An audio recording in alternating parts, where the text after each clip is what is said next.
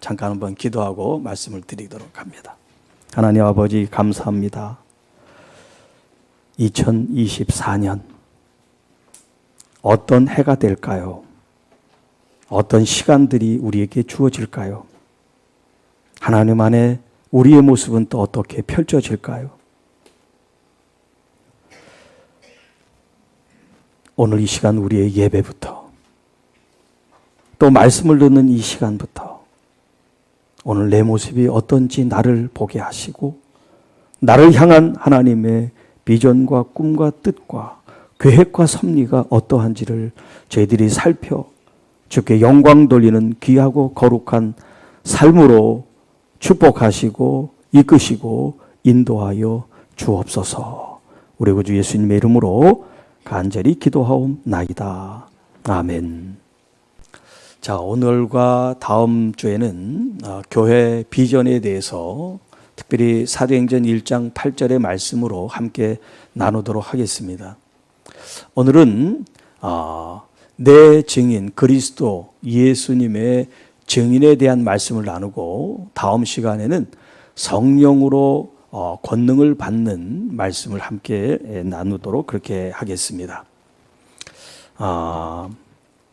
오늘 이 1장 8절은 이제 1절부터 그 앞에 문맥을 좀 봐야 되는데 이 사도행전과 누가복음은 한 저자가 쓴 책이에요. 누가복음과 사도행전. 그래서 여기 사도행전 1장 1절에 데오빌로라고 하는 사람이 누가복음 1장에도 등장을 해요. 거기에는 이제 각하라는 표현이 되어 있는데 이 사도행전은 그런 표현은 없습니다만 이 사람이 누군지 정확하게 알지를 못하고 있어요. 다만 각하라는 이름을 붙여서 굉장히 지위가 높은 사람이라고 정도 알지 누구라고 역사적으로 고증이 되어 있지 않습니다. 자, 이 데오빌로라고 하는 이 사람에게 지금 누가복음을 써서 보냈어요. 먼저. 그래서 여기 내가 먼저 쓴 글에 이렇게 표현되어 있는 거예요. 그게 누가복음을 가리킵니다. 그 누가복음에 어떤 말씀을 기록했냐면 예수께서 행하시고 가르치시기를 시작하신부터 그리고 그가 택하신 사도들 제자들이죠. 제자들에게 성령으로 명하시며 승천하신 날까지 이를 기록하였다. 그게 누가복음이라는 거예요. 그리고 이제 이 사도행전은 그 예수께서 승천한 이후에 그 남겨진 제자들의 이야기를 내가 쓰겠습니다. 이런 얘기예요. 그러니까 여러분들이 누가복음과 사도행전을 같이 연이어서 읽는 게 좋겠죠. 왜? 한 저자가 누가복음에는 예수님의 시작과 이 공생의 마침, 십자가 부활과 승천을 기록했죠. 그리고 이제 이 사도행전이라고 하는 것은 예수님이 이 땅에 계시지 않지만 성령을 보내셔서 또 다른 보혜사를 보낸다 그랬잖아요. 그래서 성령께서 임하셔서 그 제자들이 이제 하나님의 나라를 이루는 이 스토리, 이야기가 뭐냐면 사도행전이다 이 말이에요. 사도행전. 그래서 지금 서론적으로 지금 이런 이야기를 하면서 뭐라고 말씀하시냐면 지금 이 사도행전의 초점이 성령의 임하심, 하나님의 약속에 대한 성령을 말씀하기 위해서 예수님께서 이 제자들에게 이 성을 떠나지 말고 아버지께서 주신 바 약속한 것을 기다려라. 그런 말씀을 하신단 말이에요. 그런 말씀을 하시고 여기 지금 8절에 말씀하시는 거예요. 오직 성령이 너희에게 임하시면 너희가 권능을 받고 예루살렘과 온 유대와 사마리아와 땅끝까지 이르러 내 증인이 되리라. 자, 이제 뒤에서부터 거슬러서 제가 말씀을 전합니다. 자, 내 증인. 예수님께서 제자들에게 말씀하신 거예요. 너희는 내 증인이 되어라. 또 마태복음 28장 마지막 19, 20절에도 대위임에 대한 말씀이 나오죠. 성부, 성자, 성령, 아버지와 아들과 성령의 이름으로 세례를 베풀고 또 가르쳐 모든 것을 지키게 하고 온 세상에 그들을 파송하는 말씀이 있는 것처럼 예수님께서 우리를 구원하시고 끝난 것이 아니라 성령을 통해서 예수 그리스도를 증거하는 증인으로 삼으셨다는 거예요. 그러니까 교회라고 하는 것은 여러 가지 교회의 의미와 또 사명이 있겠습니다만 그중에 가장 중요한 것 중에 하나가 뭐냐면 그리스도의 증인이 되는 겁니다. 그리스도의 증인. 자, 그러면 증인이 뭘까요? 사실 이 증인이라는 이 개념 자체의 용어가 법정적인 의미가 있는 단어예요. 법정. 어떤 재판을 하거나 또 판결을 할 때 필요한 게 뭐냐면 바로 증인이라는 거예요. 증인. 그래서 신명기에도 보면 증인 두세 사람을 세워서 어떤 혐의가 있거든 그 혐의에 대해서 확정해야 된다라는 표현을 하고 있어요. 일방적으로 피해 당한 사람이 내가 이런 피해를 저 사람한테 당했습니다 하고 고소고발을 했을 때 증인이 없으면 그 사람의 말만 들어야 되니까 정말 그것이 사실인지 알 수가 없잖아요. 물론 사실을 얘기할 수도 있지만 무고해 어떤 그 사람을 뭔가 죄를 뒤집어 씌우기 위해서 음모에 의해서 그럴 수도 있기 때문에 반드시 증인이 필요하다는 거죠. 네. 자, 그런 관점에서 여기 이제 증인에 대한 말씀을 함께 나누겠습니다. 먼저 증인이 되기 위한 조건이랄까, 증인하면 필요한 게 뭐냐면 진실이에요, 진실. 자기가 보고 아는 말을 진실되게 얘기해야지 피해자 편에 서서 거짓을 자기가 증언하면 안 된단 말이에요. 그래서 선서를 하죠. 위증의 벌을 받지 않도록 진실만을 말합니다. 그런 이제 선서를 하는 게 그런 의미란 말이에요. 그러니까 증인하면 그 사람의 진실성이 그 속에 포함이 돼 있어야 돼요. 그 사람이 또 경험을 했느냐, 그 사건이나 그 환경 속에 그 사람이 그곳에 볼 수 있도록 그 현장에 있었느냐, 그 개인의 경험이 중요합니다.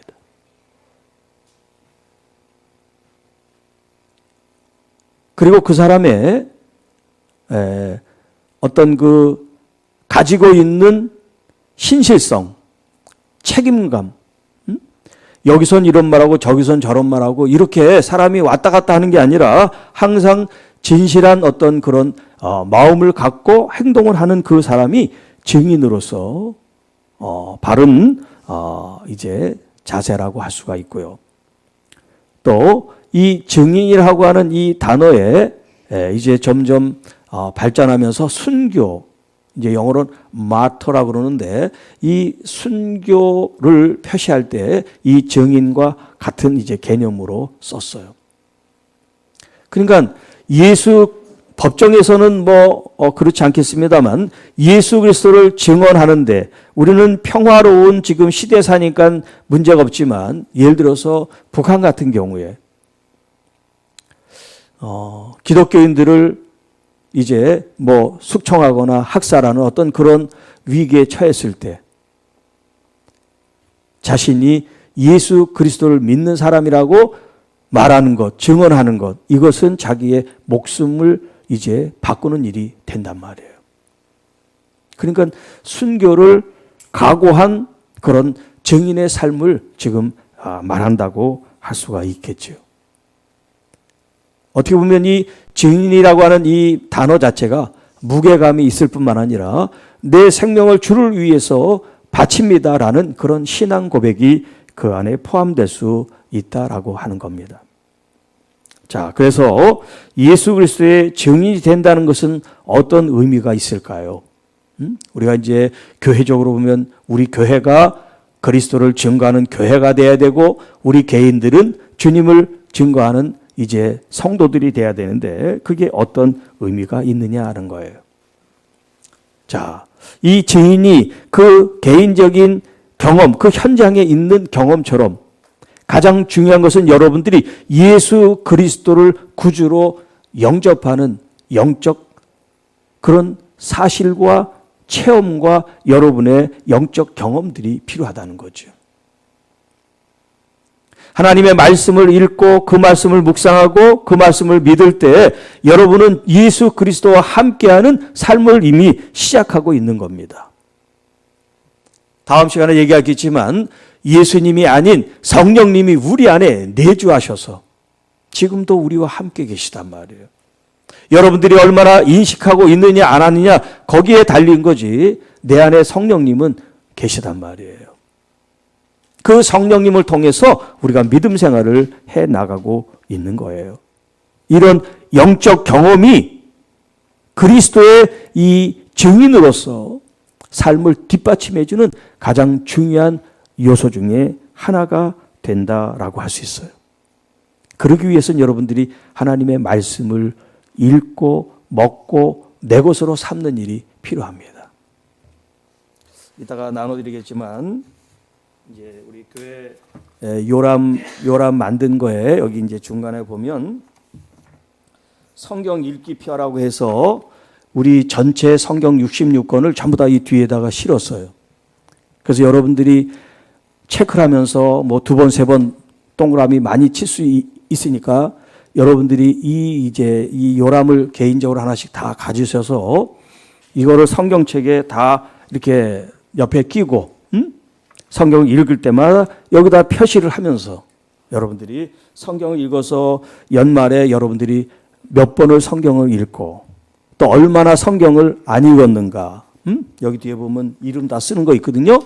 이름 써서 이제 오늘 주시면 다 여러분 이름 써서 이제 마지막 30일 마지막 주에 여러분들이 이걸 제출하겠습니다. 그래서 여기 성경을 여러분들이 얼마나 읽으셨나. 그래서 많이 읽고 타의 모범이 되는 사람은 아주 푸짐한 상을 드리도록 그렇게 하겠습니다. 진짜예요. 네. 그리고 이제 나중에 또 얘기하겠지만 성경을 읽는 거는 기본이고 제가 요즘 녹음을 하고 있어요. 녹음. 성경을 이제 녹음을 해요. 읽으면서. 그냥 지나가잖아. 한번 읽고 끝나버리면. 그래서 그것을 녹음을 해요. 그 녹음을 했을 때 좋은 점들이 또 있어요. 또 쓰는 거. 성경을 필사한다 그러죠. 네, 제가 지금 얘기하는 걸 여러분들이 다 이제 해야 될 거니까 잘 들으세요. 성경을 쓰는 거. 근데 이제 보통은 혼자 그걸 이제 다 쓰니까 좀 힘들어요. 그래서 이제 어떻게 할 거냐면 여러분들이 성경을 쓰도록 전부 다 좀 나눌 거예요. 5장, 10장 할 수 있는 만큼 여러분들에게 신청을 받아가지고 나는 그게 이제 하루에 치면 끝나는 게 아니라 몇 달 동안 여러분한테 이제 그걸 과제를 주면 여러분들이 천천히 그걸 이제 써 내려갈 수 있도록 양식만 똑같이 하고 여러분들한테 나눠드리면 여러분의 필차로 여러분이 써 내려가는 거예요. 그래서 이제 그걸 연말에 다 모아가지고 제본을 하면 한 권의 멋있는 성경 필사책이 되는 거예요. 네. 그러니까 여러분들이 부담 갖지 않게 한 장도 괜찮아요. 잘 못 쓰면 삐뚤삐뚤해도 되니까 한 장, 여기 성경 보면 한 장짜리가 있어. 그걸 그분한테 맡길 거야. 그리고 어떤 사람은 잘하면 50장, 창세기를 맡길 수도 있고. 그렇게 해서 여러분들이 우리 교인 모두가 다 동참하는 성경 한 권, 필사 성경 책을 한 권 우리 기념으로 만들려고 그래요. 네. 그래서 여러분들이 조금씩 뭐 내년에는 더 늘린다든가, 시간이 충분하니까 조금씩 써 나가면 멋있는 필사 성경 한 권이 이제 완성본이 되는 거죠. 그러니까 우리 교회 갑오처럼 이제 가죽으로 그냥 표지를 해서 제본을 멋있게 해가지고 하여튼 24년대 성경과 여러분이 함께 할 수 있는 그런 일들을 지금 많이 계획을 하고 있는데 여러분들이 동참을 해야 의미가 있지. 동참을 하지 않으면 아무런 의미가 없어요.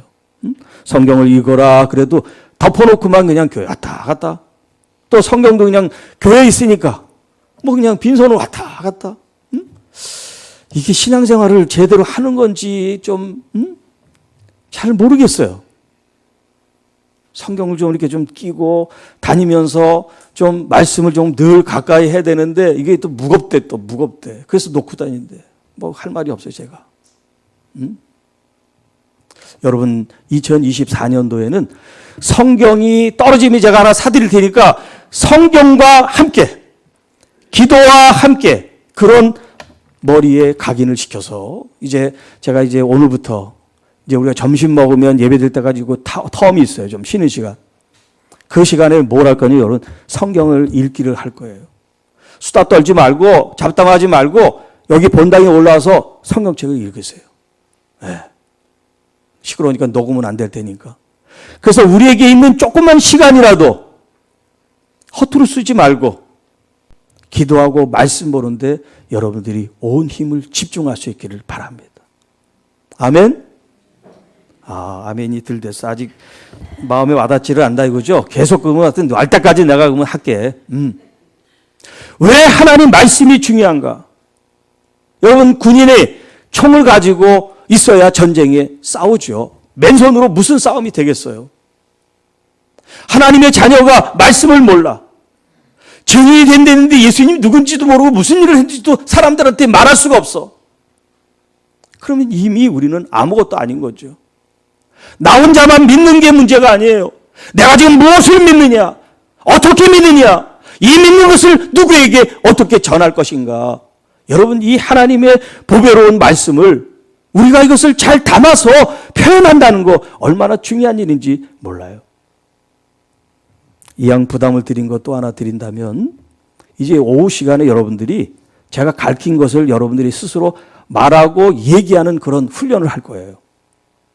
예수님이 누구냐? 예수님이 무슨 일을 했냐? 그렇게 질문하면 여러분들이 1분, 5분, 10분 이렇게 시간에 따라서 말할 수 있는 내용을 스스로 습득하고 말하게끔 제가 만들 거예요. 예수님의 십자가 부활이 무엇을 의미하느냐? 그런 질문을 했을 때 여러분들이 거침없이 말할 수 있도록, 저한테 말하는 게 아니라 믿지 않는 사람들한테 증거할 수 있는 그런 하나님의 말씀이 여러분들 속에 저장이 돼 있어야지 증거할 거 아닙니까? 그동안 너무 여러분들이 귀로만 믿었어요. 귀로만. 듣기만 했어요.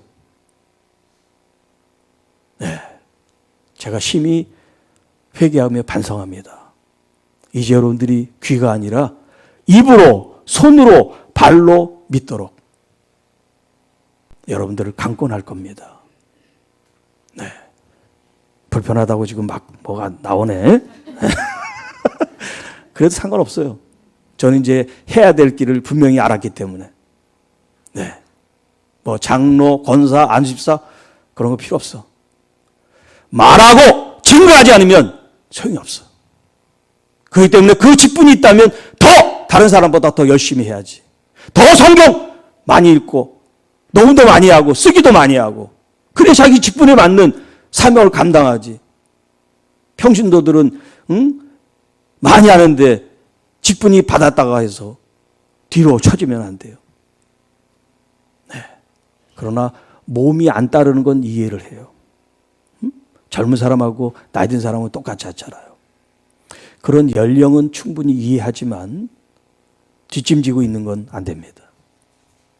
모두가 다 동참해서 증인의 삶으로 우리 교회가 증인의 교회로서 주님을 증거하는 교회로 거듭날 수 있도록 무엇이 필요한가? 어떻게 해야 되는가? 그건 제가 연구할 테니까 여러분들은 그걸 이제 순종하고 따를 수 있는 그런 여러분들이 될 수 있기를 바랍니다. 자, 금방 지금 제가 말씀에 대한 얘기를 한 것이 복음을 선포하기 위해서예요. 그리스도의 증인이 된다는 건 뭐냐? 내가 그리스도를 아는 것이 아니라 아는 것을 증거하는 거란 말이에요. 그것을 복음을 선포한다 그러죠. 물론 말로 그리스도를 전할 수도 있고 여러분의 삶으로 전할 수도 있고 또 어떤 직책과 직분이 있어가지고 어떤 의사결정을 하고 어떤 영향력을 끼칠 때 하나님의 말씀 그리스도의 진리에 입각해서 만약에 법을 제정한다든가 아니면 법을 시행한다든가 그랬을 때 우리가 목소리를 내고 힘을 낼 수 있다는 거죠. 그리고 더 중요한 것은 뭐냐면 그리스도를 증거하고 나타내기 전에 우리가 그리스도의 이 성품과 그리스도의 이 영성이 우리 안에 임할 수 있도록 우리가 준비를 되고 갖추어지고 그리고 성장하고 성숙해야 된다는 겁니다. 자, 성경을 읽으면서도 여러분이 성경을 지식으로 읽으면 안 돼요. 성경을 읽을 때 여러분의 마음의 모난 부분 혹은 내가 좀 거친 부분, 이런 부분들이 있다면 하나님의 말씀이 여러분을 순화시키고 부드럽게 하고 온유하게 하고 그리고 더 정직하게 하고 거짓이 없게 하는 그런 말씀이 여러분의 성경을 읽을 때, 말씀을 묵상할 때, 말씀을 쓸 때 일어나는 일이에요. 그거와 전혀 관계가 없다. 그러면 성경 읽을 필요가 없어요. 성경은 아무 영향력을 끼치지 못합니다. 성경은 몇 독 하기 위해서 읽는 게 아니에요. 성경은 내 마음을 말씀으로 지키기 위해서예요. 우리가 마음을 지키는 게 제일 어렵다 그래요. 하나님의 말씀을 통해서 내 마음을 위로도 해주고 소망을 얻기도 하고 격려도 하긴 하지만 또 스스로를 책망하는 거예요. 하나님의 말씀을 가지고.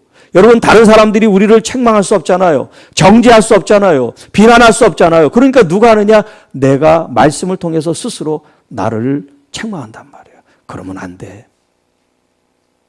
하나님 말씀대로 살아야 돼. 누가? 내가 내 자신에게. 어떻게? 말씀을 통해서. 성경을 읽으면서, 성경을 묵상하면서, 성경을 읊조리면서 여러분은 우리들 자신을 그리스도의 성품에 맞도록, 다른 말로 하면 그리스도의 형상에 가깝도록 그리스도를 바라보고 그리스도를 갈망하며 그분의 삶에 초점을 맞춰 나가야 된다라는 겁니다.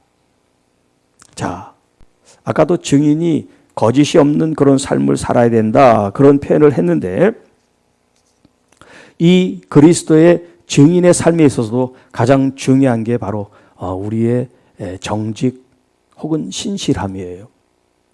영어로는 이제 인티그리티라고 그러는데 이 인티그리티가 한 개념만이 아니라 여러 가지 의미가 있어요. 복합적인 거예요.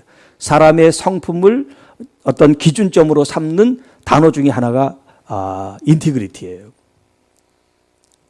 여기에는 완전성, 또 청렴성, 정직성, 신실성, 이런 여러 가지 의미가 복합되어 있는 개념이에요. 그리스도인이 어떤 성품, 어떤 모습을 가지고 있어야 되냐? 바로 예수 그리스도가 이 땅에서 보여주신 악에 대해서는 정의롭고 불쌍하고 아픈 사람들에게는 긍휼히 여기는 마음, 그러면서도 항상 같은 동일한 신실함을 갖고 사람들을 대하는, 편애하거나 편견을 갖지 않는 그 예수님의 그 모습이 그리스도의 증인의 삶에서 가장 중요한 덕목 중에 하나다라고 할 수가 있습니다. 자, 그리고 이제 좀 더 적극적으로 말하면 증인이 되는 이 교회와 성도들은 이제 실질적으로 이 세상 현장에 나가 복음을 전하는 사람이 되어야 됩니다. 자, 오늘 본문에도 예루살렘, 온 유대, 사마리아 땅끝까지 이르러온다는 것은 간다는 얘기예요. 간다는 얘기예요. 가장 가까운 곳은 어디예요? 예루살렘이에요. 가장 먼 곳은 어디예요? 땅끝이에요. 여기 이제 간다라고 하는 이 표현이 거리적인 그런 개념도 있지만 거리뿐만 아니라 의미에서도 충분히 이 뜻을 살필 수가 있어요. 예를 들어서 우리가 거리적으로 먼 거리가 있겠지만 여러분의 마음으로 나는 저 사람이 굉장히 멀리 느껴진단 말이에요. 우리 주변에 있지만 이 사람은 굉장히 멀리 있게 느껴진다면 그 사람이 내 마음에 땅끝에 해당하는 사람이 될 수 있죠. 좀 죄송하지만 어떻게 보면 부부도 땅끝이 될 수 있어요. 부부도. 네. 가까이 있지만 가장 먼 당신처럼 관계를 맺게 된단 말이에요. 네. 그러니까 이 그리스도의 증인이라고 하는 이 말씀 속에 우리는 회복이라는 단어를 생각해야 돼요. 멀어진 사람을 이제 가까이, 그 사람이 다가오게 할 수는 없지만 내가 그 사람에게 가까이 다가가야 되겠죠. 마음 문을 열고. 그래서 송구영신 예배 때도 말씀드렸지만 고린도후서 5장에 우리에게 말씀하시기를 17절에 우리가 새로운 피조물이 됐다라고 말씀하시면서 우리에게 어떤 직분, 직책을, 사명을 주셨냐면 화목케 하는 직분을 주셨다 말씀합니다. 그 화목케 한다는 말씀 이제 19절에 보면 그리스도를 대신해서 사신이 되어라는 표현이 있어요. 영어로 얘기하면 우리가 ambassador for Christ 이렇게 영어 성경이 표현되어 있어요. 그리스도를 위한 엠베서더, 대사라는 거예요. 그러니까 여기 위트니스라고 하는 증인의 개념과 고린도후서 5장에 말하는 이 엠베서더, 거기는 사신이라 그랬는데 이제 뭐 대사, 사신 뭐 단어가 어떻든지 간에 그 국가적인 파송을 받은 엠베서더, 대사, 사신 그런 개념과 이 증인의 개념이 같이 맥을 같이 한단 말이에요. 이 엠베서더는 이 나라의 최고 통치자를 대신해서 나가죠. 대신. 여러분, 우리 교회가 지금 예수 그리스도를 대신해서, 아니 대표해서 우리가 이 세상에 교회와 성도의 삶을 보이는 거예요. 예수님을 대표해서, 예수님을 대신해서, 이 엄청난 개념 아닙니까? 그러니까 우리가 함부로 거짓말을 하고 함부로 행동하고 함부로 해서는 안 돼요. 우리가 그리스도의 거울이고 향기고 편지니까, 메신저란 말이에요. 그게 증인이니까요. 그런 개념으로 생각하면 여러분, 우리가 멀리 있는 사람뿐만 아니라 가까이 있는 사람부터 이제 시작을 해야 돼요. 예루살렘, 사마리아, 그래서 먼 땅끝에 이르기까지 우리가 복음을 전하는 이 일에 있어서 먼저 우리들 마음속에 멀어진 사람이 누군지, 소외된 사람이 누군지, 또 혹은 문화나 인권이나 여러 가지 어떤 그런 사회적인 현상 가운데 멀어진 사람 있죠. 사람들이 다 기피해요. 사람들이 다 혐오해요. 사람들이 다 멀리해요. 그런 사람들. 뭐 누구라고 말씀드리진 않겠습니다만 그런 대상이 있다면 그런 사람들을 우리가 품고 그리스도의 이 사랑으로 복음을 전해서 새 생명이 되는 그런 복음을 전하는 교회와 성도 여러분들이 되시기를 주님의 이름으로 축복합니다. 이제 말씀을 여러분들이 읽어야 된다는 각오와 이 말씀을 나 혼자가 아니라 성령님의 인도하심을 통해서 함께 동행하는 그런 행복과 즐거움과 기쁨과 평강을 누리시기를 주님의 이름으로 축복합니다. 하나님 아버지 감사합니다. 신년 첫 시간 예수 그리스도의 증인의 삶을 말씀을 통하여 함께 나눴습니다. 주의 말씀을 덮어놓고 믿는 성도들이 아니라 잘 살피고 또 그 말씀을 내 마음에 새기고 그 말씀을 통하여 나의 성품과 나의 인격과 나의 영성이 성장 성숙해 될 수 있도록 성령 하나님 도와주셔서 이제까지의 우리의 모습이 아니라 새로워지고 더 놀랍게 변화되는 성숙한 모습이 될 수 있도록 도와주시고 이끌어 주시고 인도해 주옵소서. 우리 구주 예수님의 이름으로 감사하며 축복하며 기도하옵나이다. 아멘.